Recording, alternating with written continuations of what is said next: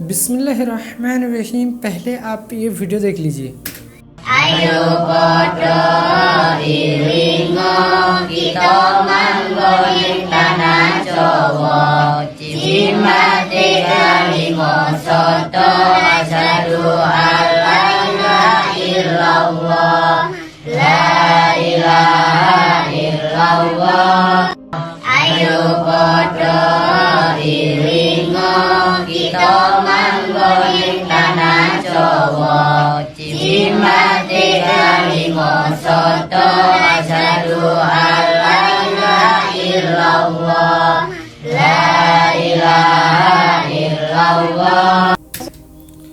السلام علیکم. کیسے ہیں آپ لوگ؟ امید ہے کہ آپ سب خیر واپس ہوں گے. تو میرے بھائیوں، میں بہت دن سے ایک ویڈیو ڈھونڈ رہا تھا ان لوگوں کو جواب دینا جو یہ کہتے ہیں کہ پوری امت سے شرک جو ہے وہ پوری قسم کے یعنی پورا ختم ہو چکا ہے. تو میرے بھائیوں، کیا واقعی میں شرک جو ہے وہ ختم ہو چکا ہے؟ تو پھر یہ جو بتوں کے سامنے بیٹھ کے کلمہ طیبہ پڑھ رہے ہیں تو اس کا مطلب کیا ہے؟ تو میرے بھائیوں، وہ جس حدیث کا سہارا لیتے ہیں جو لوگ یہ بتاتے ہیں کہ پوری امت سے شرک ختم ہو چکا ہے، اس حدیث کو آج کمپلیٹلی ایکسپلین کریں گے انجینئر محمد علی مرزا صاحب. آپ ویڈیو کمپلیٹ اینڈ تک ضرور دیکھیے تاکہ آپ کو پوری بات سمجھ میں آئے. اور اس ویڈیو کے بارے میں ہم لوگ لاسٹ میں بات کریں گے کہ ایسا یہ کیوں کر رہے ہیں. تو پہلے آپ وہ ویڈیو دیکھ لیجئے، ویڈیو کمپلیٹ اینڈ تک ضرور دیکھیے تاکہ آپ کو پوری بات سمجھ میں آئے. بنا کسی تاخیر کے اللہ کا نام لے کے شروع کرتے ہیں. سنن نبی داؤد میں حدیث ہے، سنن ابن ماجہ کے اندر حدیث ہے، اور یہ حدیث جو ہے وہ مشکات کے اندر بھی موجود ہے کہ ایک صحابی نے آ کر نبی صلی اللہ علیہ وآلہ وسلم کو سجدہ کیا. آپ نے فرمایا سر اٹھائیے، کیا کر رہے ہیں؟ اس نے کہا کہ میں ہیرا نامی شہر جو ہے کوفے کے پاس وہاں گیا اور میں نے دیکھا کہ لوگ اپنے سردار کو سجدہ کرتے ہیں، تو آپ تو اللہ کے رسول ہیں تو میں آپ کو کیوں نہ سجدہ کروں؟ تو آپ صلی اللہ علیہ وآلہ وسلم نے فرمایا کہ مجھے بتاؤ جب میں فوت ہو جاؤں گا اور تم میری قبر سے گزرو گے کیا میری قبر پہ بھی سجدہ کرو گے؟ اس نے کہا نہیں یا رسول اللہ. یعنی اتنا ان کو بھی پتا تھا، جو ڈائریکٹ سجدہ کرنے والے ہیں ان کو بھی پتا ہے کہ قبر والا سجدہ ذرا مسئلہ خراب ہو جائے گا. تو پھر آپ نے فرمایا کہ اگر میں سجدہ جائز سمجھتا تو بیویوں سے کہتا کہ اپنے خاوندوں کو سجدہ کریں اس حق کے سبب جو اللہ تعالیٰ نے ان کو دیا. آپ اندازہ کریں ایک صحابی کا اجتہاد بھی نبی علیہ السلام نے ریجیکٹ کر دیا کیونکہ کتاب و سنت کی تعلیمات کے خلاف تھا. اجتہاد انہوں نے اپنی جگہ بالکل ٹھیک کیا تھا لیکن کتاب و سنت سے ٹکرا رہا تھا. تو سجدہ تعظیمی تو ویسے ہی اس امت میں ختم ہو چکا ہے. ان بحثوں میں ڈالنا اور انہی بحثوں نے راستہ کھولا ہے. وہ کہتے ہیں جی جو قبر پہ سجدہ کر رہے ہیں نا، آپ اس کو نا یہ کہیں کہ وہ مشرک تو نہیں ہے لیکن اس کا یہ عمل جو ہے نا وہ حرام ہے، سجدہ تعظیمی کر رہے ہیں. ہاں سجدہ عبادت کرے تو ہم اسے شرک کہہ دیں گے.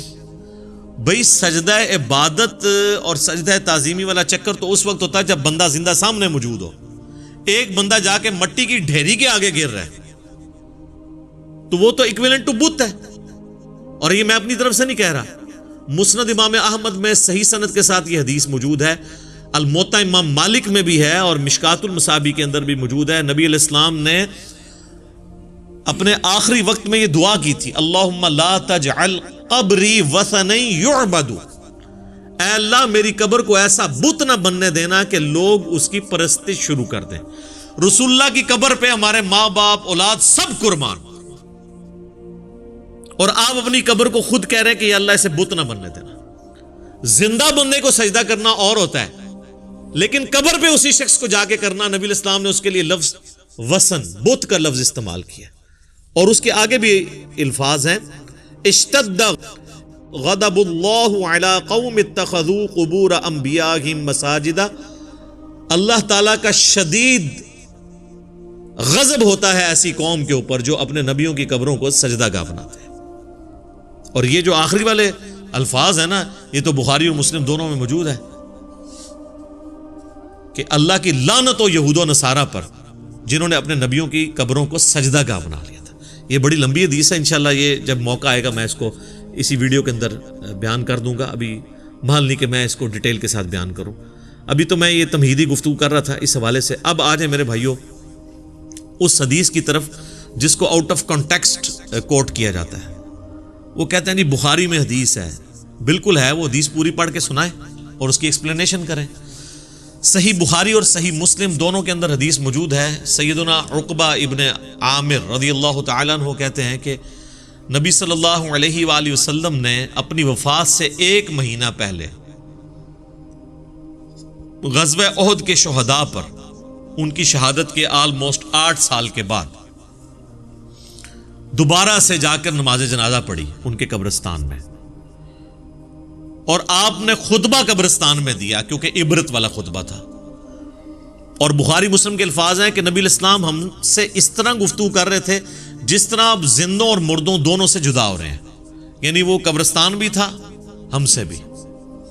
اور آپ صلی اللہ علیہ وآلہ وسلم نے فرمایا کہ دیکھو مجھے اپنے بعد تم سے یہ خطرہ تو اب باقی نہیں رہا کہ تم شرک کرنے لگو, البتہ مجھے اس بات کا ڈر ہے کہ تم دنیا کی مال کی محبت میں پھنس جاؤ گے. اور پھر آگے الفاظ ہیں کہ پھر اس مال کی محبت میں تم ایک دوسرے کو قتل کرو گے جس طرح اگلے لوگوں نے قتل کیا, اور پھر تم بھی تباہ و برباد کر دیے جاؤ گے جس طرح اگلے لوگ تباہ و برباد کر دیے گئے. وَلِعَوْذُ بِاللَّهِ تَعَالَى. اور اب یہ حدیث پہ 15 منٹ بولا جا سکتا ہے کہ نبی الاسلام کی وفات کے بعد کس طریقے سے یہ معاملات بگڑے اور بنو امیہ نے کس طریقے سے نبی الاسلام کی اس امت کے اوپر ظلم ڈھائے اور ایک فتنوں کی تار بن گئی.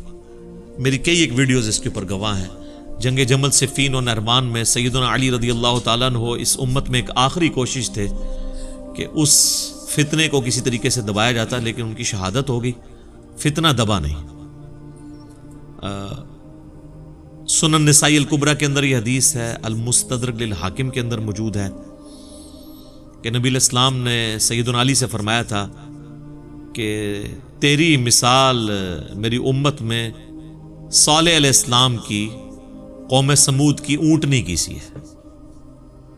انسانی تاریخ میں 2 بدبخت گزرے ہیں. اگلے زمانوں میں سب سے بڑا بدبخت وہ تھا جس نے اس اونٹنی کو قتل کیا جس کی وجہ سے اللہ کا عذاب آ گیا, اور میری امت کا سب سے بڑا بدبخت وہ ہوگا جو تیری داڑھی کو تیرے سر کے خون سے رنگ دے گا. تو جس طرح قوم سمود پہ عذاب آیا نا اس اونٹنی کو قتل کرنے کی وجہ سے جو اللہ کی اونٹنی تھی, یہاں پر بھی اللہ کے اس ولی کو قتل کرنے کے پاداشت میں جس نے امت کو دوبارہ سے ابو بکر و عمر رضی اللہ تعالی عنہما علیہم السلام کی خلافت کی ڈگر پہ چلانے کی کوشش کی, اس امت پہ بھی ایسا عذاب مسلط ہوا کہ آج تک ہمیں دوبارہ اس طریقے سے اسلامی حکومت صحیح معنوں میں نصیب نہیں ہو سکی, سوائے بیچ میں 1-2-2.5 سال عمر بن عبدالعزیز کے. ادروائز آپ مسلمان حکومتیں کہہ سکتے ہیں بنو امیہ, بنو عباس کی, یا سلطنت عثمانیہ کی, یا ایوبیوں کی, لیکن آپ یہ نہیں کہہ سکتے کہ وہ اسلامی حکومتیں تھیں. تو نبی الاسلام کے بعد یہ سب کچھ ہوا. یہ میں نے اس لیے بیچ میں ذکر کیا ہے کہ ڈاکٹر طاہر القادری صاحب نے یہ حدیث بیان کی نا, اور پھر انہوں نے اپنی پبلک کو ایکسپلائٹ کیا. انہوں نے کہا میں آپ کو پہلے ہی بتا دیتا ہوں, جب آپ مخالفین کے سامنے یہ حدیث رکھیں گے نا تو وہ کہیں گے یہ تو صحابہ کے بارے میں ہے کہ مجھے تم سے شرک کا خوف نہیں ہے, بلکہ یہ خطرہ ہے کہ دنیا کی مال کی محبت میں پڑ جاؤ گے اور ایک دوسرے کو قتل کرو گے. وہ کہتے ہیں جب یہ کریں نا تو ان کو آگے سے آپ نے, یعنی میری زبان میں ان کو پھکی دینی ہے آپ نے, جو یہ اس کی تشریح کریں گے ان کو کہنا ہے اچھا پھر جرت کرو یہ کہو کہ یہ صحابہ پہ حدیث فٹ ہوتی ہے نا, تو صحابہ جو تھے وہ شرک میں مبتلا نہیں ہوئے تھے لیکن دنیا کے مال میں پھنس گئے تھے. اور یہ کون کہ 295 سی لوانی کسی نے اپنے ہوتے, حالانکہ معذرت کے ساتھ ڈاکٹر طاہر القادری صاحب حافظہ اللہ تعالی من الجنت والناس, ان سے زیادہ کس کو پتا ہے کہ بنو امیہ کس طریقے سے دنیا کی محبت میں مبتلا ہوئی, ان کو بتانے کی ضرورت ہے. لیکن ایک ٹکٹ میں 2 مزے کرتے ہیں یہ لوگ. ان کو نہیں پتا کیا ہوا ہے, جنگ جمل صفین نہروان کیوں ہوئی ہے, اس کے پیچھے کیا موٹیوز تھے, سب کو پتا ہے. آج میرا ٹاپک نہیں, آپ یوٹیوب پہ میری کئی ویڈیوز آپ دیکھ لیں, میرا کربلا والا ریسرچ پیپر پڑھ لیں, صحیح الاسناد احادیث کی روشنی میں اکثر بخاری اور مسلم سے میں نے ان ایشوز کو ریزالو کیا. تو وہ کہتے ہیں آپ نے ان کو یہ کہنا ہے تو وہ خود بخود بیک فوٹ پہ چلے جائیں گے. نا سر, ہم نہیں جائیں گے. آل امیہ کے خدمت گزار تو چلے جا سکتے ہیں, ہم تو نہیں جا سکتے. ہم تو پہلے ہی جناب چلتی پھرتی 302 ہیں علمی. کہ میرے بھائیوں واقعی ایسا ہوا ہے. اچھا دوسرا، اگر آپ نے محتاط اس کی تشریح کرنی ہے تو آپ یوں کریں کہ نبی علیہ السلام کے ڈائریکٹ مخاطبین صحابہ تھے. آپ فرمایا تم سے مجھے شرک کا خدشہ نہیں مگر دنیا کے مال میں پھنس جاؤ گے، اور صحابہ کے ذریعے پوری امت کو خطاب تھا. یہ بات تو طے ہے کہ پوری امت دنیا کے مال کے فتنے میں نہیں پھنسی. چند لوگ تو ہمیشہ اس فتنے سے آزاد رہتے ہیں نا، تو ہم کہتے ہیں صحابہ رہے ایکسکلوڈنگ بنو امیہ میرے نزدیک، اور آپ چلیں ان کو بیچ میں ڈال لیں تاکہ آپ کو بات سمجھ آ جائے کسی طریقے سے. تو نبی علیہ السلام کے مبارک زمانے میں صحابہ وہ گروہ تھے کہ جو حق پر قائم رہے اور ان سے شرک کا صدور نہیں ہوا، اور دنیا کی مال کی محبت میں وہ لوگ پھنسے جو نبی علیہ السلام کی وفات کے بعد مرتد ہو گئے. بخاری مسلم میں آتا ہے کہ کئی قبائل جو مرتد ہوئے ہیں نبی علیہ السلام کی وفات کے بعد، جو فتح مکہ پر مسلمان ہو چکے ہوئے تھے. منکرین زکوٰۃ کون تھے؟ زکوٰۃ کافروں سے تو نہیں لی جاتی، مرتد ہوئے. اور یہی ہیں جن کے بارے میں بخاری اور مسلم پہ آتا ہے کہ میرے حوض کوثر پہ کچھ اصحاب لائے جائیں گے اور میں کہوں گا اصحابی اصحابی، اور ایک حدیث میں اصیحابی اصیحابی، یہ تو میرے صحابہ ہیں. تو مجھے بتایا جائے گا آپ کو نہیں پتا، آپ کے بعد یہ دین سے الٹے قدم پھر گئے تھے اور انہوں نے دین میں بدعتیں جاری کر دی تھی. تو نبی علیہ السلام کہتے ہیں پھر میں بھی اس وقت وہی کہوں گا جو عبد صالح عیسیٰ ابن مریم کہیں گے، اے اللہ جب تک میں ان میں موجود رہا ان پر گواہ تھا، جب تو نے مجھے اٹھا لیا پھر تو ہی ان پر گواہ ہے، اب تیری مرضی ہے، تیرے بندے چاہے انہیں عذاب دے چاہے بخش دے. اور نبی علیہ السلام فرماتے ہیں پھر میں کہوں گا سحقا سحقا لمن غیر بعدی، ان کو مجھ سے دور کر دو جنہوں نے میرے بعد میرے دین کو بدل دیا. اچھا اس حدیث کے راوی کہتے ہیں کہ یہ وہ لوگ ہوں گے جو نبی علیہ السلام کی وفات کے بعد مرتد ہو گئے اور سیدنا ابو بکر نے ان کے خلاف قتال کیا. سیدنا ابو بکر کے دور میں جو مرتد ہوئے اور حضرت ابو بکر کے دور سے پہلے وہ مسلمان تھے، وہ کون ہیں؟ بریلوی دیوبندی اہل حدیث شیعہ یا قانوناً صحابہ. اسی لیے اصحابی اصحابی کے الفاظ ہیں. یہ لے آتے ہیں امتی امتی والے طریق کو، وہ الگ سے ہے. یہاں تو اسپیسیفکلی یہ ہے. تو دنیا کی محبت میں ہی ہوئے نا، زکوٰۃ دینے سے انکار کیا دنیا کی محبت میں ہی کیا نا، تو پڑھے تو تھے. ہاں خلفائے راشدین سابقون الاولون سیدنا ابوبکر عمر عثمان علی رضی اللہ عنہم اجمعین وعلیہم السلام اجمعین، اور ان کے پیٹرن پہ چلنے والے لوگ وہ اس فتنے سے آزاد رہے. اور پھر جیسے یہ آگے معاملہ چلتا گیا، ہمیشہ ایک گروہ اس فتنے سے آزاد رہا دنیا کی محبت کے. اور باقی لوگ تو پھر شکار ہوئے ہیں. یہ حدیث کوئی آج کی تو نہیں ہے، نہ یہ حدیث کوئی دیوبندی بریلوی اہل حدیث شیعہ اختلاف کے بعد سامنے آئی ہے. یہ حدیث تو پہلے سے موجود تھی بخاری مسلم میں، اور اللہ کے فضل سے آج سے آلموسٹ 600 سال پہلے بخاری کی شروحات لکھی گئی ہیں جن کے پائے کی دوبارہ کوئی شرح سامنے نہیں آئی، اور آلموسٹ آپ سمجھ لیں فریز ہو چکا ہے یہ معاملہ. پہلی شرح ابن حجر اسقلانی کی فتح الباری ہے، المتوفا 852 ہجری، ایک شافعی عالم ہے. یہ شافعی وہ مقلد والے نہیں، اسکول آف تھاٹ والے. اور دوسری شرح ہے علامہ بدر الدین عینی کی، المتوفا 855 ہجری، عمدۃ القاری. جناب آپ فتح الباری اٹھائیں، عمدۃ القاری اٹھائیں، دونوں نے اس حدیث کی شرح میں کہ مجھے تم سے یہ خطرہ نہیں کہ تم میرے بعد شرک میں مبتلا ہو جاؤ گے مگر خطرہ ہے کہ دنیا کے مال میں پھنس جاؤ گے، لکھا ہے. انہوں نے کہا کہ اس میں کوئی شک نہیں ہے کہ اوورآل امت شرک سے بچ کے رہی ہے، لیکن اس کے باوجود کئی گروہ ایسے ہیں جو کلمہ گو ہو کر بھی، مسلمان ہو کر بھی شرک میں مبتلا ہوئے ہیں. لہٰذا اس حدیث میں جو بشارت ہے وہ اس اعتبار سے ہے کہ پوری امت مشرک نہیں ہوگی. مجھے تم سے شرک کا خدشہ نہیں، یعنی مراد یہ کہ تم سارے مشرک نہیں ہو جاؤ گے میرے بعد،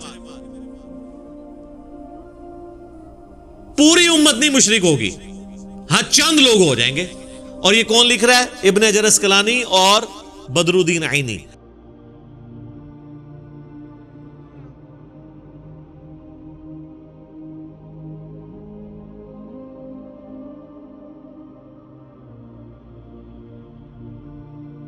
انہوں نے تو خیر لکھا، میں اس کو بخاری مسلم سے پروف کروں گا اس بات کو کہ انہوں نے بالکل ٹھیک لکھا کہ پوری امت نہیں ہوگی. المستدرک للحاکم میں صحیح سند کے ساتھ حدیث ہے 399 نمبر کہ نبی علیہ السلام نے فرمایا کہ میری امت کبھی بھی گمراہی پر جمع نہیں ہوگی، جماعت پر اللہ کا ہاتھ۔ تو میرے بھائیو میں آپ سے معذرت چاہتا ہوں کہ لائٹ چلی گئی، تو ہمارا ویڈیو کا جو ریکارڈنگ چل رہا تھا تو آدھے سے لائٹ چلی گئی۔ تو ابھی بات کر لیتے ہیں وہ پہلے والے ویڈیو کی۔ وہ پہلے والا ویڈیو جو ہے وہ انڈونیشیا کا کسی جگہ کا ویڈیو ہے، جہاں پہ وہ لوگ ابھی نیو مسلم ہوئے ہیں، لیکن انہوں نے اپنا زمانہ جاہلیت کا جو رسم ہے اس کو چھوڑے نہیں ہیں۔ اس کے سامنے بیٹھ کے وہ کلمہ پڑھتے ہیں، حالانکہ وہ مسلمان ہیں، وہ کوئی غیر مسلم نہیں ہے، لیکن وہ مورتیوں کے سامنے بیٹھ کے کلمہ طیبہ پڑھ رہے ہیں۔ تو میرے بھائیو اس سے یہ پتہ چلا کہ امت میں کچھ ایسے لوگ ہوں گے جو شرک کریں گے۔ پوری کی پوری امت گمراہ نہیں ہوگی، پوری کی پوری امت شرک نہیں کرے گی، لیکن کچھ ہوں گے جو شرک کریں گے، جو آپ کو اس حدیث سے پتہ چلا۔